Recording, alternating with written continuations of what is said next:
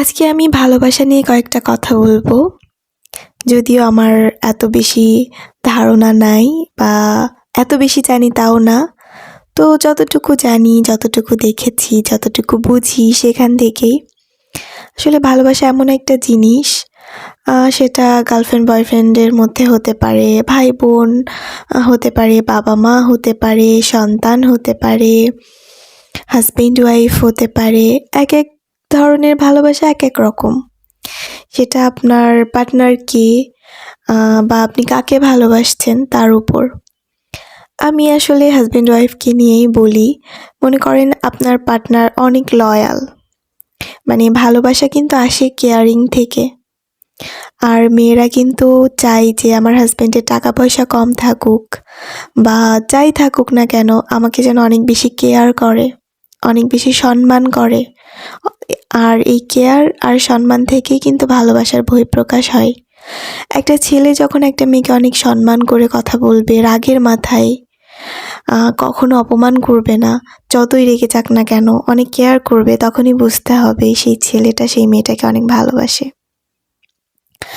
আমি হাসব্যান্ড ওয়াইফের কথাই বলি যে আপনার পার্টনার মনে করেন অনেক লয়াল, আপনাকে অনেক ভালোবাসে, তার অন্য কোথাও কোনো মেয়ের প্রতি বা কোথাও কোনো ইন্টারেস্ট নাই, কিন্তু সে আপনাকে কেয়ার করে না।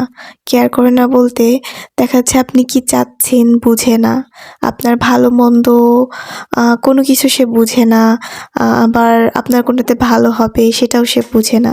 সে শুধু তার মতো করে দেখা যাচ্ছে আপনার একটা খরচ দিচ্ছে, তোমার যেটা মন চায় তুমি কিনে নাও, অথবা পছন্দের ড্রেসটা আপনাকে ঠিকই কিনে দিচ্ছে, কিন্তু আপনি চাচ্ছেন তাই দিচ্ছে, কিন্তু এই যে একটু মাখো মাখো প্রেম, একটু আদো আদো কথা, আপনি কাজ করছেন পেছন থেকে এসে হাঁক করা, এগুলো সে করেও না, বুঝেও না। তার মতে সে কাজ নিয়ে ব্যস্ত। আপনি তো সংসার করতেছেনই, আপনি এখন তার ওয়াইফ, আপনাকে আর নতুন করে কি বলবে রোজ রোজ যে আমি তোমাকে ভালোবাসি বা চলো ঘুরে আসি, ডেটে যাই। এগুলা অনেকেই বোঝে না, কিন্তু সে আপনার প্রতি লয়াল। তারপরেও আপনি তার উপর বিরক্ত হয়ে যাবেন। আবার দেখা যাচ্ছে একই ছাদের নিচে আপনারা থাকেন, কিন্তু দুজনের মধ্যে কথা অনেক কম হয়। আর কথা হইলেও হয় কি, দেখা যাচ্ছে আপনাদের বাচ্চা-কাচ্চা নিয়ে, অথবা আরও ফানি কোনো ব্যাপার, কোনো মুভি, কোনো ক্রিকেট বা রাজনৈতিক বিষয়, কিন্তু নিজেদের মধ্যেকার যে কথাগুলো সেগুলো হয় না। তখনই কিন্তু আপনি তার উপরে বোরিং হয়ে যাবেন। তখন যতই লয়াল হোক আর যাই হোক, আপনার কিন্তু তাকে আর ভালো লাগবে না।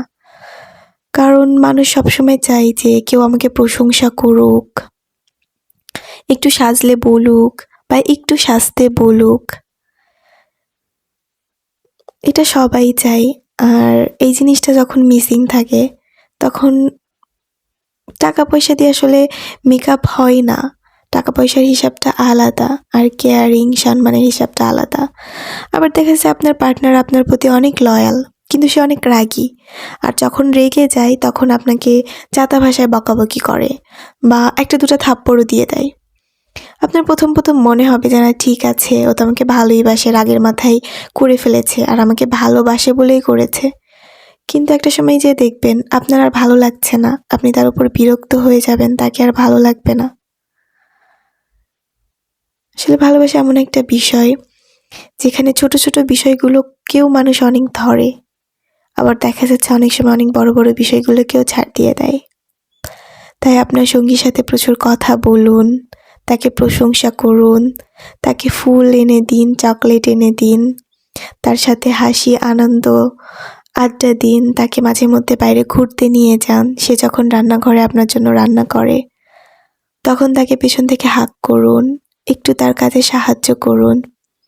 তার রান্না করতে গিয়ে যখন হাতে ছ্যাঁকা লাগে, তখন ওইটা দেখুন আর বলুন যে তুমি এত কষ্ট করে রান্না করেছো আমার জন্য।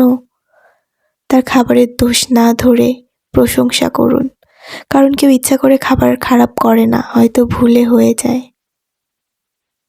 তাহলে দেখবেন আপনার সম্পর্কটা অনেক সুন্দর হবে।